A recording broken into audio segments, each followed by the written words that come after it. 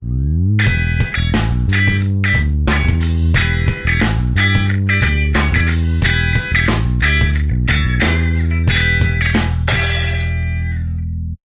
aula de hoje a gente vai fazer um pequeno recorte, porque o objetivo dessa disciplina do Sistema Terra, e não só da disciplina, do curso inteiro, é que vocês ao final tenham a visão integrada do Sistema Terra. Sistema Terra é a interação entre a geosfera, a biosfera, a atmosfera, a hidrosfera e até a antroposfera ou noosfera, que envolve a questão do ser humano. Isso, perfeito, você respondeu. Agora, o que é isso e entender isso é que é outra história. Não que a gente, na disciplina inteira, a gente consiga passar isso para vocês também, mas é o curso inteiro para isso. Principalmente em termos de entender como o Sistema Terra evoluiu desde o Radiano, Arqueano, passando pelo Pré-Cambriano, Paleozoico, Mesozoico e Cenozoico. Porque essa interação entre a geosfera, a biosfera mudou, né? Não existiam florestas, passaram a existir florestas nas áreas continentais, o Sistema Terra mudou e vai mudando, né? E é isso que é interessante, e esse é o diferencial, a partir do momento que você entende essa interação, futuramente para vocês como educadores, né? Porque tem cursos, né, química, é aquela parte da química, física, o próprio curso de geologia não passa essa visão da interação, porque o curso de geologia estuda e trabalha com a geosfera, né? Não trabalha com a biosfera, a relação com a atmosfera. E essa é a diferença dessa visão sistêmica.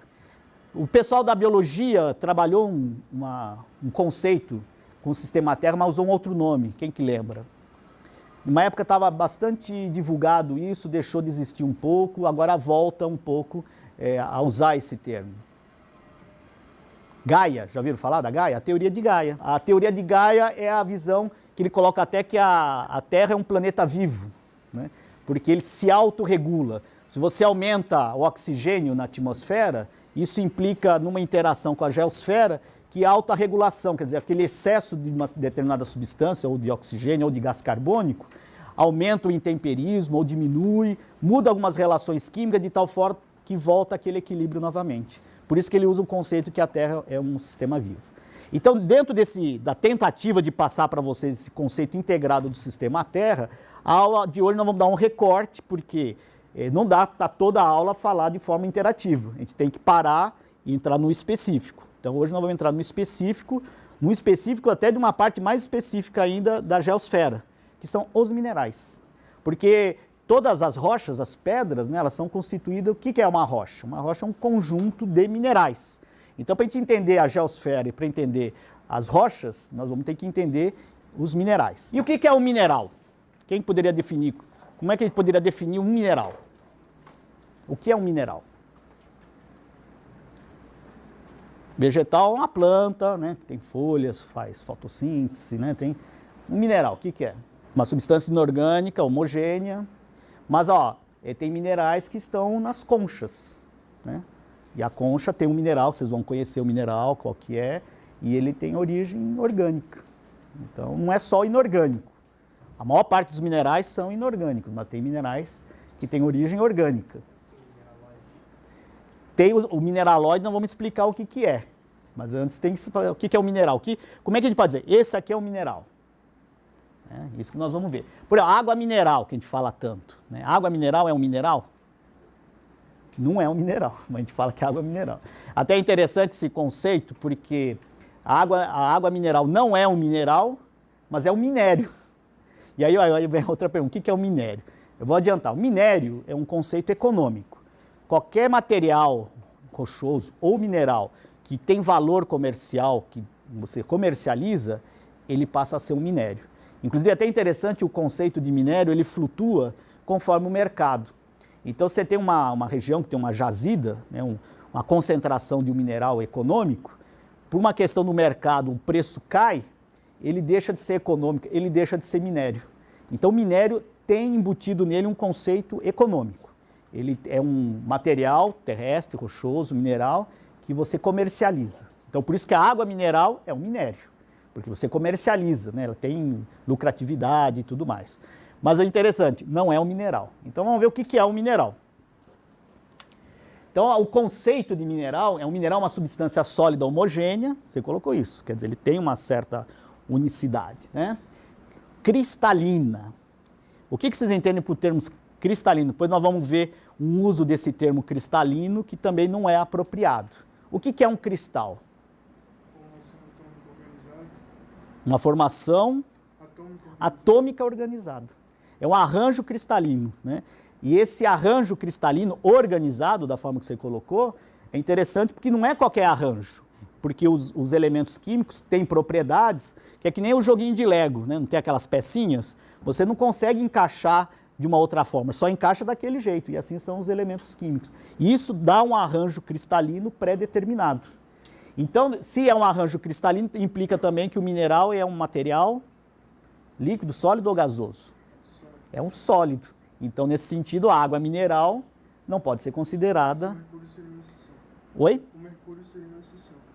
O mercúrio também. O mercúrio, então, esses que não são materiais sólidos, eles são chamados de mineraloides. Porque o mineraloide, tudo que é oide, parece, mas não é, né? O caso do fato de não ter um arranjo cristalino, ele é um mineraloide. Tem materiais sólidos também que não tem arranjo cristalino, mas ele é sólido, mas se você for ver a estrutura microscópica dele, ele não tem esse arranjo dos átomos. Então, o cobre, não, o cobre também tem alguns arranjos, né? Mas vamos lá. E continuando aqui a definição. Então, o mineral é uma substância sólida, homogênea, cristalina, de ocorrência natural. Então, ocorrência natural pode ser orgânico ou inorgânico.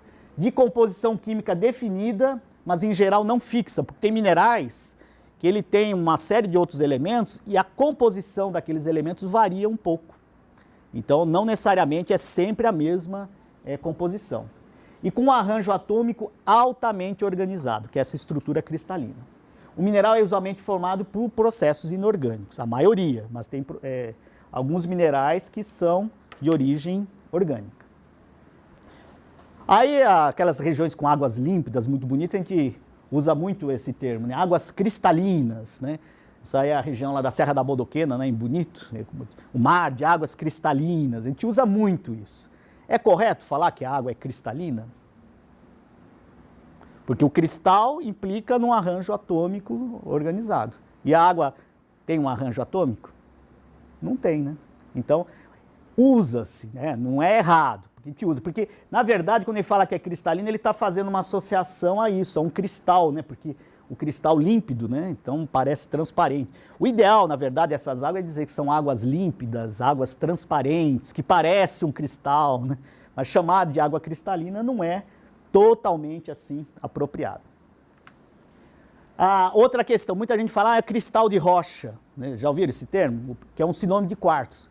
Cristal de rocha não quer dizer nada, é qualquer mineral, todos são cristais, né?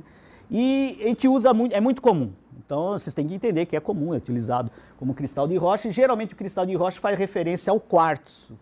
E olha aqui, gente, na Bahia tem umas regiões dos quartzos gigantes, né? São quartzo branco, incolor. A bola de cristal é um cristal muito límpido, né? Homogêneo, totalmente polido. Lá no Peru, eles têm até umas caveiras, assim, são belíssimas, né? E são fascinantes, né? Por isso que a gente até entende, né? A pessoa fazer a interpretação, porque a bola de cristal é fascinante. Gente, agora aqui é interessante que você vê essa forma do cristal de quartzo, esses planos, isso aí não é polimento, isso não é lapidação, naturalmente. Aqui, ó, eles tiraram do meio do subsolo. O cristal já está desse jeito, aqueles geodos, né? Então, por que o cristal ele tem essas faces assim tão perfeitas? Como é que você explica isso daí? E não foi... Vocês tinham a ideia de que isso aí era cortado, é polido ou não? Tinha essa ideia ou não? Mas muita gente tem, né? Porque a gente trabalha, né, com a lapidação, né? A lapidação a gente acaba fazendo isso. Porque o cristal, você tinha uma solução com os elementos, aí eles vão se arranjando no processo de cristalização e o cristal vai crescendo. Então, isso são faces de crescimento, ao ponto que ele atinge essa forma. Então, essa forma é uma resposta do arranjo cristalino interno do mineral. Bom, esse arranjo cristalino que nós vamos insistir com vocês, que é a base, né, do mineral. Então, os materiais que não apresentam o arranjo cristalino são chamados de mineraloides, como a obsidiana, a opala, que não é carrão antigo, né? O opala, já viram? O opala é uma gema, né? Quem conhece o opala, já ouviu falar? É um mineral, ele tem até uma cor, chama furta-cor, né? Porque ele não tem uma cor específica, e você mexe com ele, você balança ele, ele tem uma iridescência, ele muda de cor com brilho, um mineral muito bonito. Talvez até essa resposta com a luz de uma coisa que muda de cor é em função do fato dele não ter um arranjo cristalino pré-determinado, que ele é amorfo, né? A gente utiliza esse termo. A obsidiana é o vidro vulcânico, né? Os vulcões do magma têm muita sílica e a hora que solidifica, ela vitrifica, vira um vidro, só que é um sólido, só que ele não tem um arranjo cristalino. O vidro que a gente conhece aí, o vidro, ele é feito de quartzo. Pega areia muito pura de mineral de quartzo, é derretido e aí depois ele esfria, ele solidifica de forma muito rápida, sem dar tempo de ter o arranjo entre os elementos químicos. Então, se você pegar igrejas muito antigas ou construções muito antigas com vidro, às vezes tem o vidro, a espessura do vidro em cima é menor que embaixo, porque ele está cedendo, ele não é totalmente sólido, né? E a obsidiana nada mais é do que o vidro vulcânico, é um vidro natural.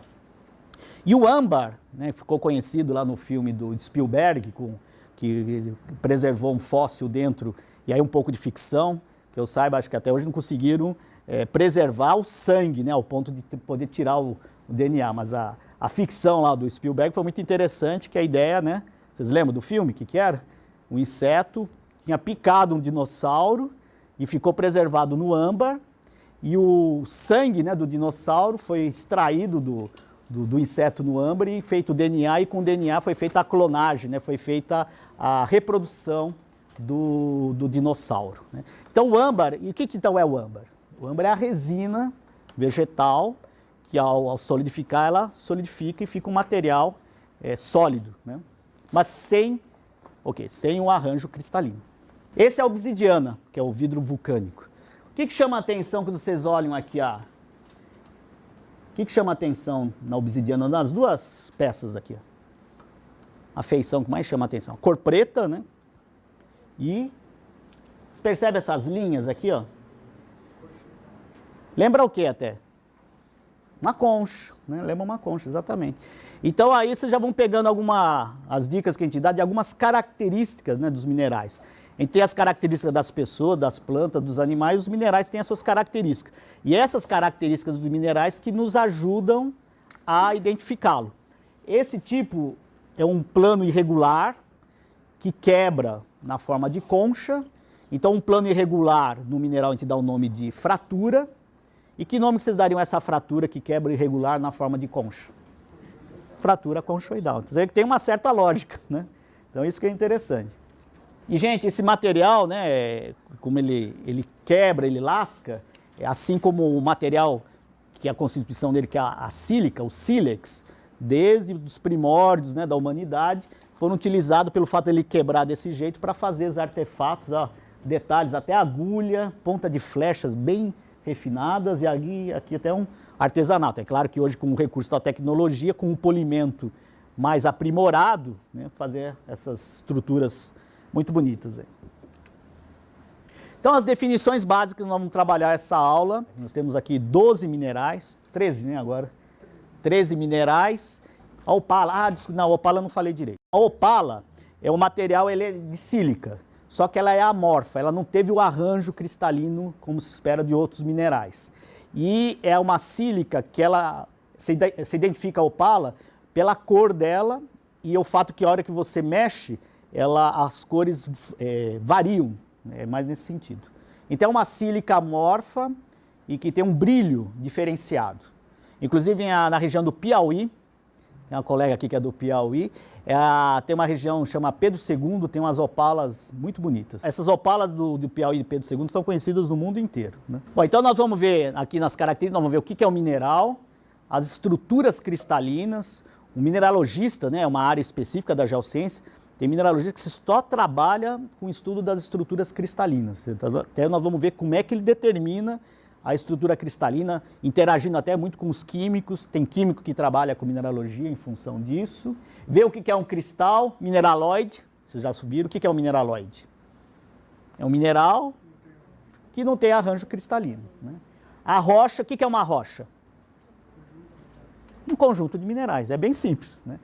Conjunto de vários ou o mesmo tipo de mineral. Você pode ter rocha que é monominerálica. A rocha só tem um tipo de mineral. E o minério, já falamos, o valor econômico. É um mineral ou a rocha com valor econômico. Bom, então a questão da estrutura cristalina, a gente entra numa área muito específica, a cristalografia. A estrutura cristalina é definida por um arranjo ordenado, tridimensional, e aí já começa... A gente sempre fala para vocês que em termos de geociências a gente tem que estar sempre pensando em 3 dimensões, né? E não só 3 dimensões, são 3 ou 4 dimensões, tem uma 4ª dimensão. Até o Wilson ressaltou qual que é a 4ª. O tempo. Isso que é o interessante na geociência, que você pensa, tem até um trocadilho que a gente fala, né?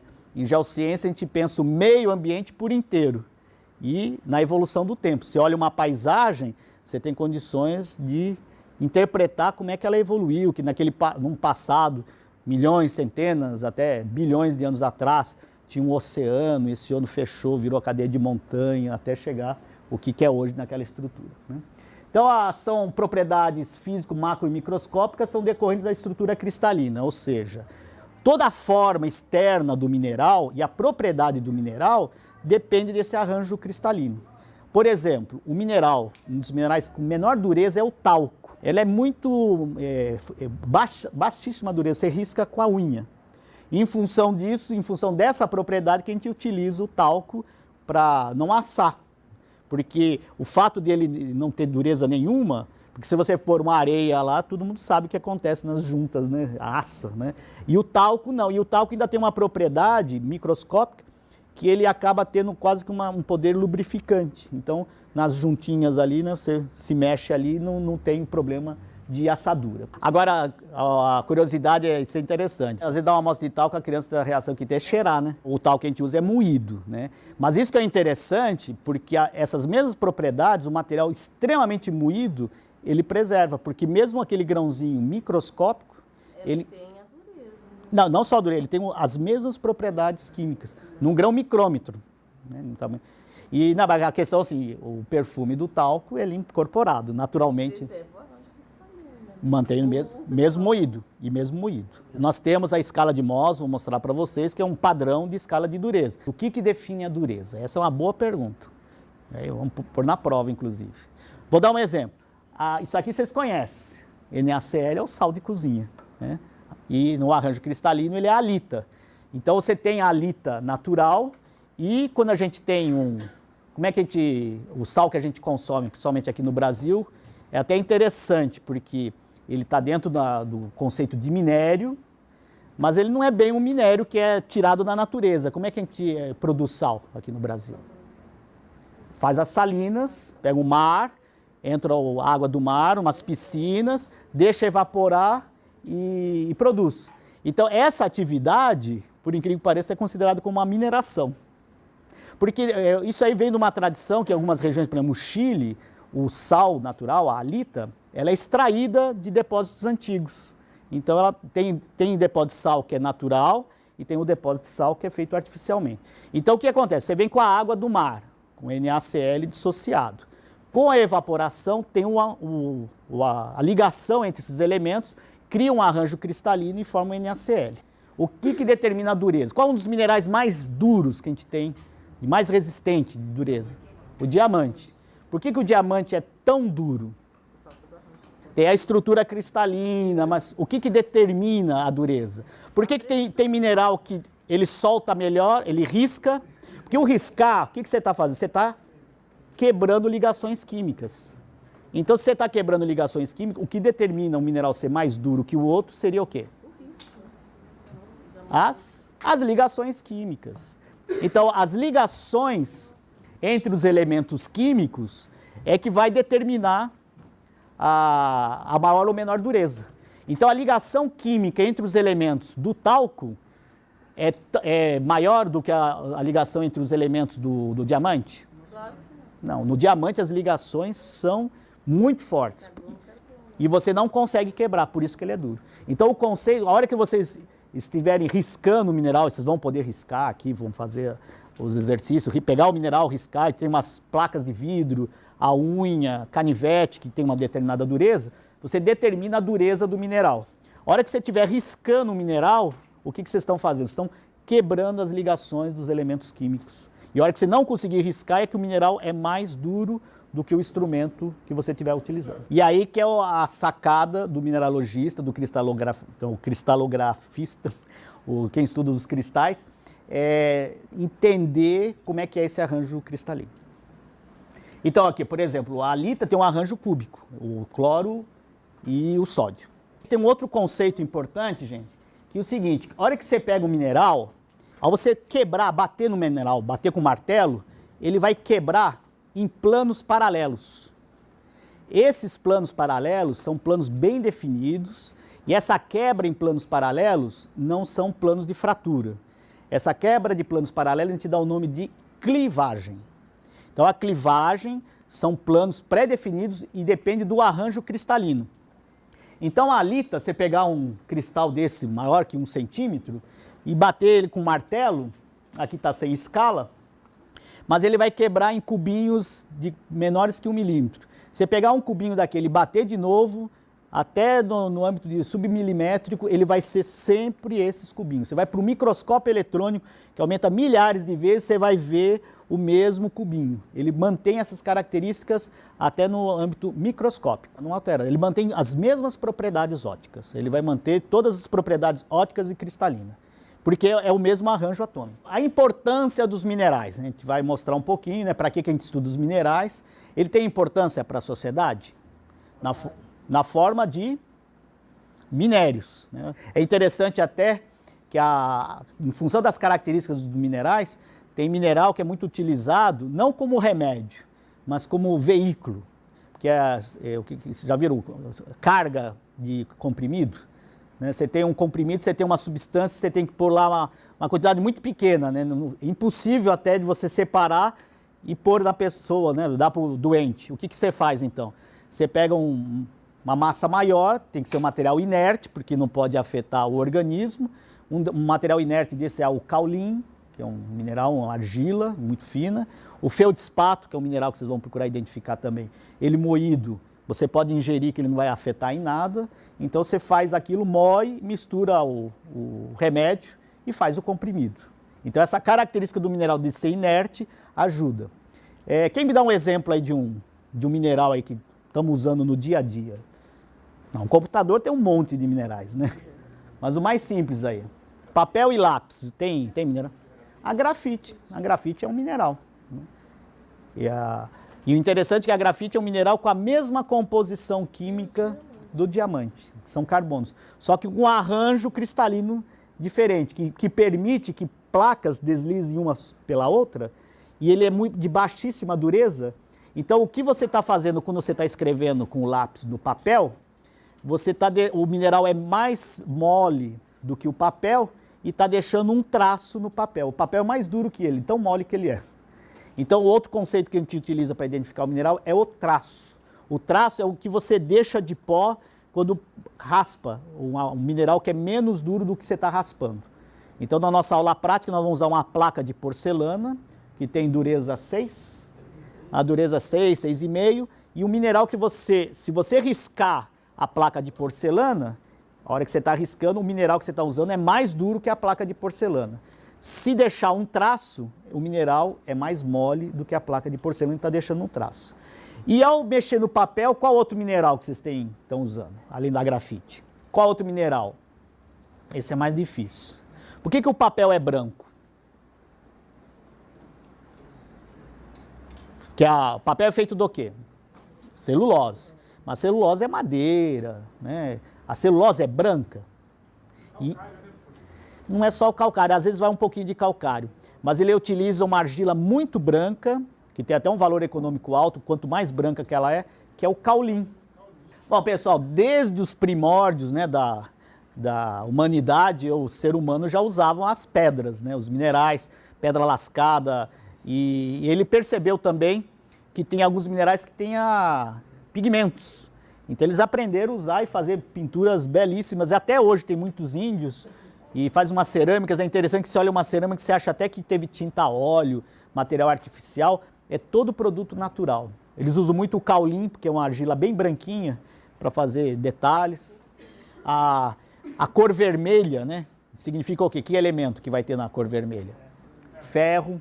Então tem um material, não chega a ser um mineral, porque ele nem está um arranjo cristalino, com óxido de ferro, que dá um ocre, né? Essa cor. O preto, geralmente, é óxido de manganês. Né?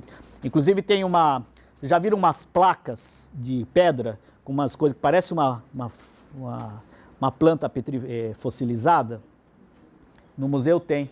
Aquilo lá parece uma planta, mas não é.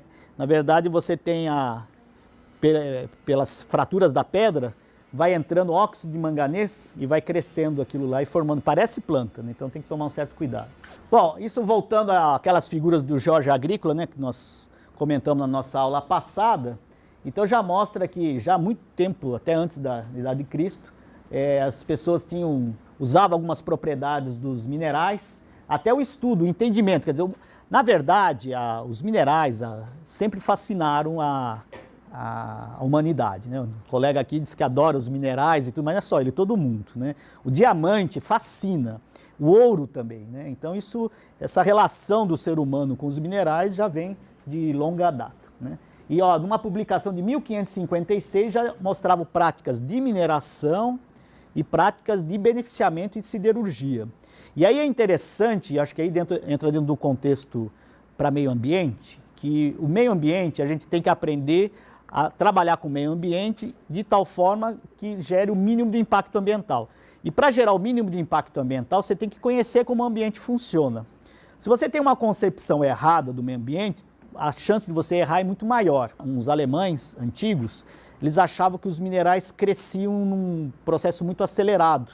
As minas, elas se renovavam. Então, quando tinha uma mina subterrânea que eles tiravam um determinado minério, começava a acabar o minério, eles tinham a prática de fechar a mina para ver se os minerais cresciam novamente. E isso é um conceito errado, né? Porque o grande problema de trabalhar com recursos minerais é que o recurso mineral é um recurso esgotável. Eu gostei do esgotável, que ele não é não renovável, ele é esgotável. Ele acaba, ele é finito, né? Dentro da nossa escala de tempo. Porque na escala de tempo geológico ele se renova. Só que a nossa velocidade é outra, né? Bom, outros, de novo, aí o nosso Nicolas Steno, ele já ficou fascinado analisando os cristais de quartzo, percebeu os ângulos entre as faces.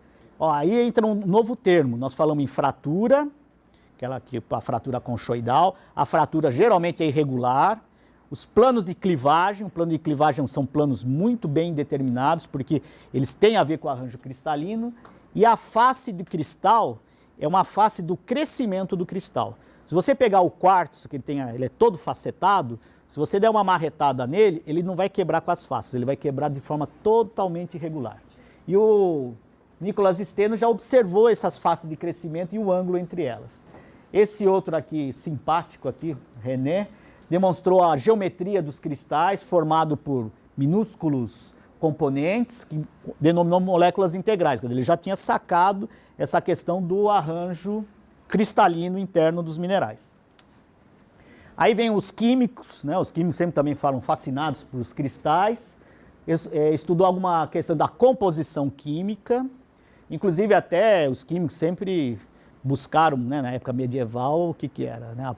A tentativa de fabricar ouro, né? Até hoje estão procurando, não se consegue. Aqui entra um aspecto interessante, porque começaram a estudar os minerais e as rochas no microscópio. Isso aí é interessante, porque você pega uma rocha e faz uma lâmina muito fina, uma lâmina que chega a 1/3 de 1 milímetro, e você consegue olhar a lâmina no microscópio. E no microscópio, é um microscópio próprio, em função da descoberta do Nicole, que os raios de luz polarizados, porque o raio de luz ele tem a distribuição dos raios em várias direções. Com o polarizador, você define uma só direção da propagação dos raios. Aqui, então você tem vários raios em várias posições. Você coloca um polarizador, ele passa a vibrar numa só direção. E aí, com o recurso desses polarizadores, quem é que mexe com fotografia aqui? Já ouviu falar de polarizador de máquina fotográfica? O que faz com o polarizador? Você ressalta ou diminui brilho a luz do céu fica mais azul, né? Então ela é um recurso óptico, e muda de cor até, mas a mais intensidade, né? Não chega a mudar de cor. Então com esse recurso, no microscópio, a gente consegue identificar características cristalográficas do mineral através do comportamento da luz dentro do arranjo cristalino. Então começa uma forma da gente começar a entender, interpretar o arranjo cristalino do mineral. Aí um outro pesquisador, em 1902, isso aqui foi importante.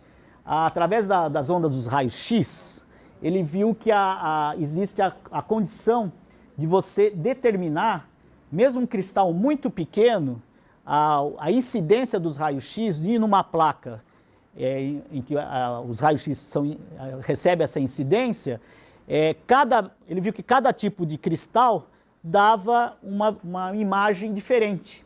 E essas imagens nada mais são do que uma resposta do arranjo cristalino do mineral. Isso aqui abriu um recurso para mineralogia e cristalografia fenomenal. Tanto quem trabalha com cristalografia trabalha com difração dos raios X. Tem um equipamento para isso, né? Depois o pai e o filho Bragg, eles viram que, inclusive para determinar a partir do comportamento da incidência dos raios X, calcular distâncias do arranjo cristalino, e isso aí te dá como se fosse a assinatura cristalina do mineral, né? Se for uma comparação hoje na biologia, que se trabalha muito com... Como é que faz a identificação de espécies na biologia? Do DNA. Então hoje até ficou um recurso, porque antigamente tinha que ter um bom mineralogista. Hoje você tem dúvida do que é o mineral, tem o equipamento aqui, que é um difratômetro de raio-x, moe a rocha, põe lá, e aí você tem a assinatura e identifica o mineral com bastante precisão, né? Como é o trabalho de biologia. Inclusive na biologia hoje tem um problema, porque antigamente tinha um sistemata, que pegava um animal, olhava a chave de identificação, a planta, um trabalho. Hoje não, identifica o DNA e identifica a espécie.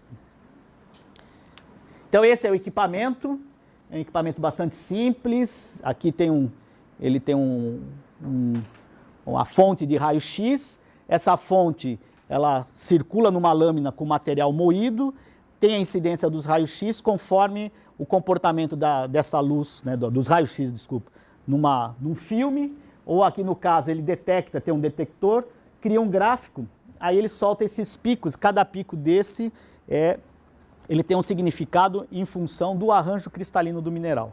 Então, conforme essa assinatura, você identifica o mineral de uma forma bastante segura.